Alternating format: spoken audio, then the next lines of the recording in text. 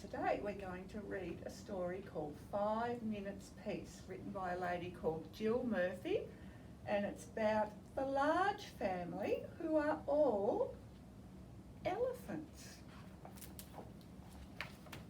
Here they are. There's Mrs. Large and her children. She's got 1, 2, 3 children. I wonder what she's doing. I'll find out. 5 Minutes Peace by Jill Murphy. The children were having breakfast. This was not a pleasant sight. Oh dear, look. Cereal, eggs, cereal on his head. And I think Mrs. Large has just got up and having her cup of coffee. She's still got her rollers in her hair.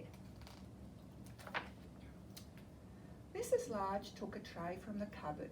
She set it with a teapot, a milk jug, her favourite cup and saucer, a plate of marmalade toast and a leftover cake from yesterday.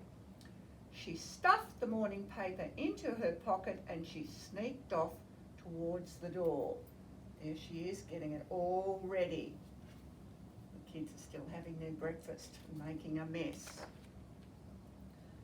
"Where are you going with that tray, Mum?" asked Laura.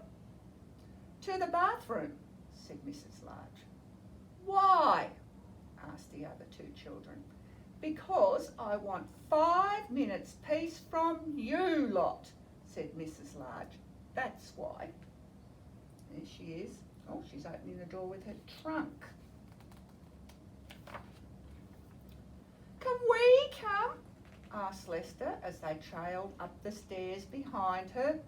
"No," said Mrs. Large. "You can't." "What shall we do then?" asked Laura. "You can play," said Mrs. Large, "downstairs by yourselves and keep an eye on the baby." It's this one. "I'm not a baby," muttered the little one.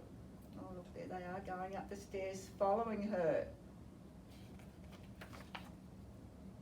Mrs. Large ran a deep, hot bath. She emptied half a bottle of bath foam into the water, plonked on her bath hat and got in. She poured herself a cup of tea and lay back with her eyes closed. It was heaven. There she is. She's drinking her cup of tea. She's got hot water and all the bubbles. "Can I play you my tune?" asked Lester. Mrs. Large opened one eye. "Must you?" she asked. "I've been practicing," said Lester. "You told me to. Can I, please, just for 1 minute?" "Go on then," sighed Mrs. Large. So Lester played. He played "Twinkle, Twinkle, Little Star" 3.5 times. There he goes. Mrs. Large doesn't look very happy. In came Laura. "Can I read you a page from my reading book?" she asked. "No, Laura," said Mrs. Large. "Go on, all of you, off downstairs." "You let Lester play his tune," said Laura. "I heard you like him better than you like me. It's not fair." "Oh, don't be silly, Laura," said Mrs. Large. "Go on then, just 1 page." So Laura read. She read 4.5 pages of Little Red Riding Hood. There she goes. Lester's still there. Mrs. Large is trying to close her eyes and have a rest. In came the little one with a trunk full of toys. "For you!" he beamed, flinging them all into the bathwater. "Oh, thank you, dear," said Mrs. Large weakly. Oh, now she's got all the toys in with her. I don't think she's very happy. "Can I see the cartoons in the paper?" asked Laura. "Can I have the cake?" asked Lester. "Can I get in with you?" asked the little one. Mrs. Large groaned. "Oh." There, look, she's getting the toys out. She can't read her paper. Oh dear, poor Mrs. Large. In the end, they all got in. The little one was in such a hurry that he forgot to take off his pyjamas.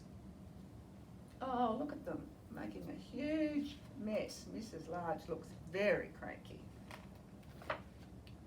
Mrs. Large got out. Oh, look at her face. She dried herself, put on her dressing gown and headed for the door.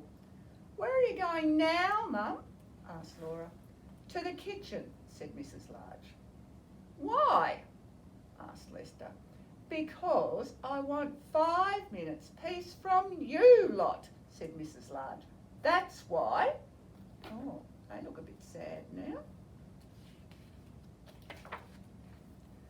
And off she went downstairs, where she had 3 minutes and 45 seconds of peace before they all came in to join her.